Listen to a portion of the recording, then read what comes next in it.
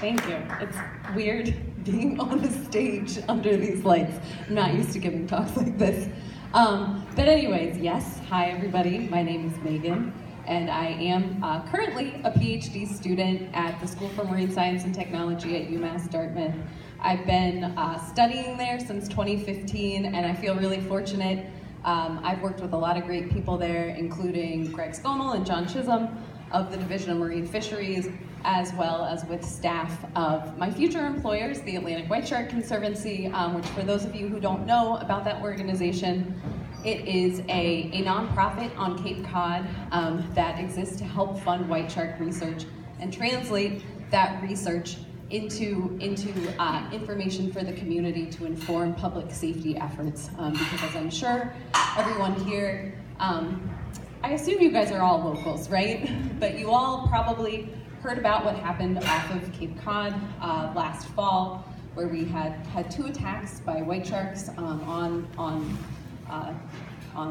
recreational water users, the second of which resulted in the first shark-related fatality in Massachusetts state waters since 1936. So there's a lot of tension in the community right now about what is going on with the emerging white shark population off the coast of Cape Cod. I am really happy to talk about that during the discussion, but for my little 10-minute intro, I'm gonna really just focus on the science. And so as you all know, I'm working on sharks in the area. So for those of you, I don't know if you didn't, Nicole, you didn't give my full title. It's a great title for those of you who are shark buffs. So you're gonna need a bigger data set, which is how it starts. So have any of you in this room not seen the movie Jaws? Oh, okay, so I don't even have to explain it. I thought I was gonna have to explain the whole plot. And so this is way better. But anyway, so everybody gets it. And I thought that was, sometimes I feel kind of like a stereotypical shark scientist working in New England studying sharks and making a bunch of Jaws references. But it is kind of perfect, a perfect title for today, because oftentimes as shark scientists, what we need, even when we're studying some of the biggest shark species like white sharks, we don't need a bigger boat. A lot of times what we need is a bigger data set. And if you think about the movie Jaws, one of the things that made that movie so effective and so scary was, number one, it was before CGI existed. So the shots where you see the shark are few and far between. It's a very mysterious villain. The second part of that is when that movie was released in 1975, we knew very little about shark species. So there are 500 shark species known to science now. A lot of them we still know very little about, including the white shark. So sharks have long been these mysterious creatures.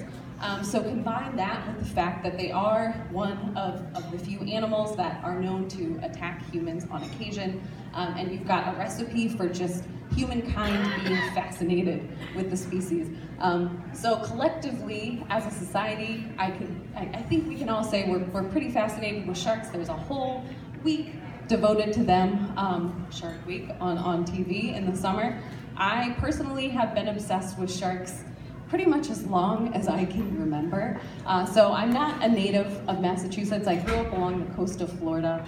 My grandparents all lived in New Smyrna Beach, Florida, which has the dubious distinction of being the shark attack capital of the world. So every time I would go visit my grandparents, I would hear about sharks. They've been, kind of lurking in the back of my mind for my entire life. And so I remember the first time I saw a fisherman pull a shark onto the beach when I was down visiting my grandparents, and I was just fascinated. That was really it for me. That was the moment when I kind of, the switch was flipped and I decided, all right, I think I want to study these things. So I got home and I read everything I could about them, and I realized how interesting these animals are. Part of my fascination was in part born out of fear. I had just been swimming where the shark had just been pulled out of the water. And so as I read more about them, I realized how little we knew about them, and I just decided, okay, this is what I want to do. So I had this great vision that I was going to grow up, move to some exotic tropical location, scuba dive every day, study sharks that way, collect my data, and be warm. But so here I am, living in, the south coast of Massachusetts, being cold almost every time I'm out in the field looking at sharks, which is fine, it's great, I love what I do. But the other part of that vision that I had a little bit wrong was I didn't have an appreciation for how much time I would spend analyzing my data and what an important skill that would be. So I spend a lot of my time actually writing computer code and analyzing these data sets because really statistics is kind of, this is where the statistics comes in, guys. It's the unsung hero of shark and a lot of fish science. Because if you think about it, we're studying animals that are in the ocean. They're hard to observe as it is. Even when we can observe them, we can't observe them all. And so to sum up, the best way of describing what I do was really put by another fisheries scientist, John Shepard, who I like to paraphrase all the time, but he said, counting fish is like counting trees, except the trees are underwater and they're constantly moving. And it is so true. How do you study something that is underwater that you can't see? And the answer to that is statistics, and why statistics are the unsung hero. Because what they allow us to do is take the observations we are able to make when we can get access to these animals and extrapolate that to the broader population, which is incredibly powerful. And so a lot of you have probably heard about the white shark population study we've been conducting off the coast of the Cape for the past 5 years. It makes the news every summer, but the aim of that study is to use observations that we make off the coast of the Cape to extrapolate and come up with an estimate of the population size. And so the way we conduct that study is we work with a spotter pilot who flies around and finds sharks for us off the coast of the Cape, and then we essentially sneak up on the shark in our research vessel and take an underwater video using a GoPro on a painter pole. Then when we get back to the lab, we're able to identify each individual shark. And then when we do this repeatedly over time, we can look at the number of sharks we've seen before, sharks that we know, compared to the number of new sharks on our surveys, and are actually able to come up with a population estimate. So that's one of the most popular techniques scientists use to estimate wildlife populations. The other thing that I do a lot is use statistical analyses to make sense of tagging data. So since the 1970s, technology has changed a lot. We're now able to essentially put tiny laptop computers on sharks that record things like where the shark is, what temperature water it's in, how deep it is. And so we end up with these massive data sets for individual animals. And while all this information is great and tells us where the sharks are, it doesn't tell us oftentimes what we're really interested in, which is what the shark is doing. But if you think about it, we can derive different things that can tell us about the biology of these animals. So for instance, when we're looking at tagging data that provides a lot of locations, when something like a white shark is hanging out off the coast of Cape Cod, where there are plenty of seals, so there's a lot of meals for it, we'd expect to see that animal hang around that area and make a lot of turns. But when it's migrating vast distances or traveling down the coast, you'd expect to see that animal moving in a more linear fashion, not turning a lot. So that is one way we're able to infer what these animals are doing based on the raw data we get from our tags. And there's a lot of really interesting different tag types out there that we can talk about during the discussion. But it's a really common theme, not just with sharks, with a lot of marine animals, is how we deal with all these massive amounts of data we're now able to collect.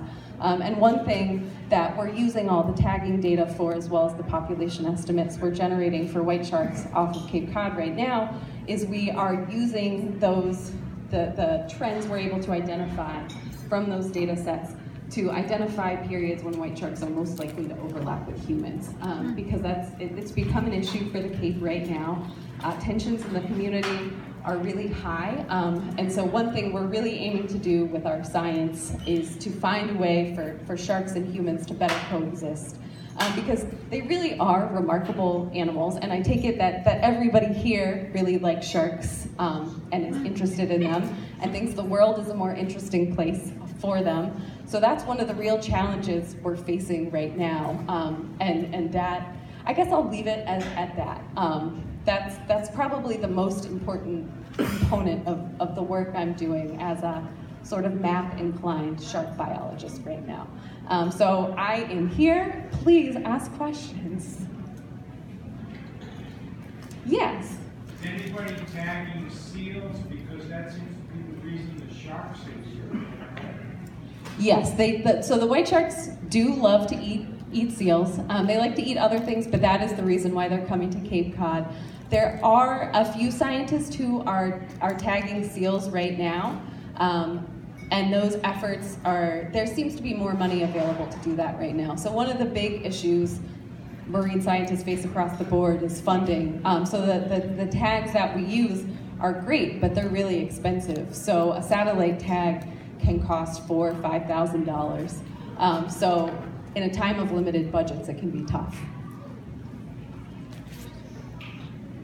Oh, yes, sorry. I'm supposed to be repeating the question. Do you also want to take this microphone or not?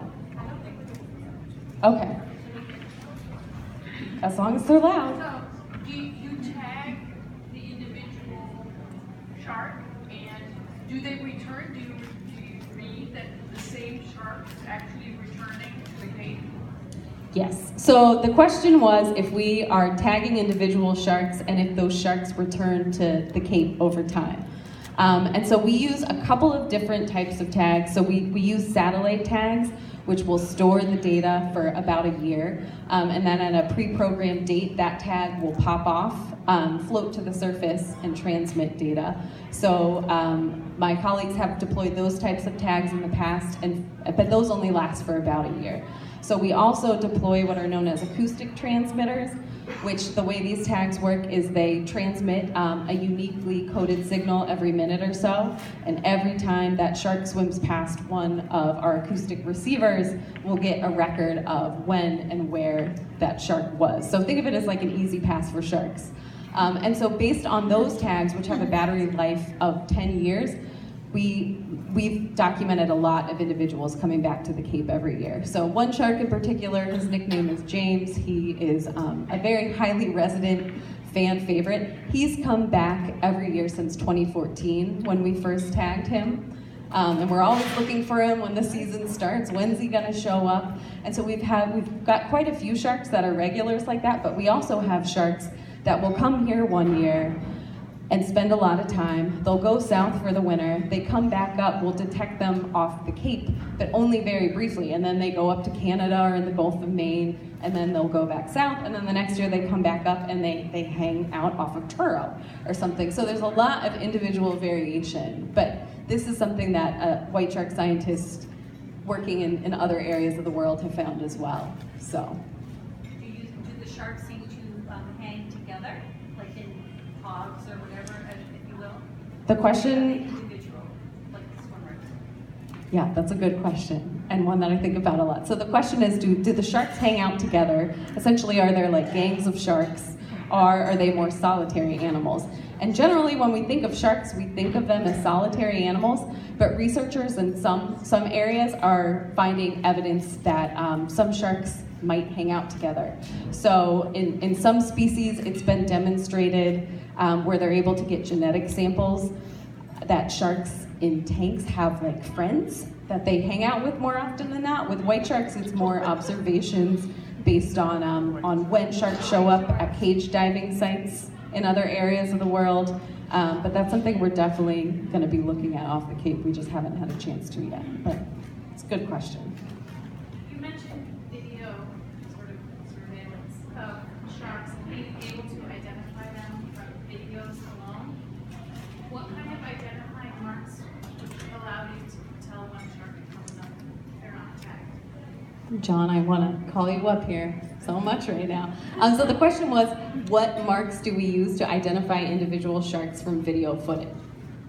Which a lot of times when we tell people that we ID white sharks from videos, they think we're crazy because they're like, no, it's just a shark. It looks like a shark. But when you look at these things a lot, there are huge differences in coloration patterns, particularly on the tail. That's how a lot of the sharks get their nicknames, is based on the shape of this white blotch on their tail.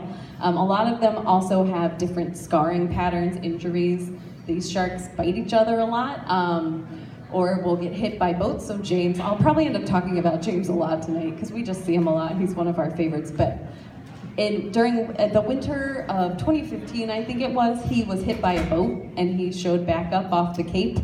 We were all excited because when we're on the boat, we have a portable receiver, so we can listen for those acoustic tags I talked about. And we looked up the code and we were like, oh my God, it's James, he's back. And then we were looking at the video when we got back to the lab and we were like, oh my God, what happened to James? So he'd been hit by a boat, and we've seen a few sharks have evidence of this now. So scars, that was a long way of saying scars, is another thing we use. But if you get a chance, talk to that man over there who's shaking his head, John Chisholm. He recognizes a lot of these sharks just by looking at them. We'll get sent videos from Florida, other areas, and he'll look at it and be like, oh, that's so-and-so, he's amazing. So, and he's mad at me now.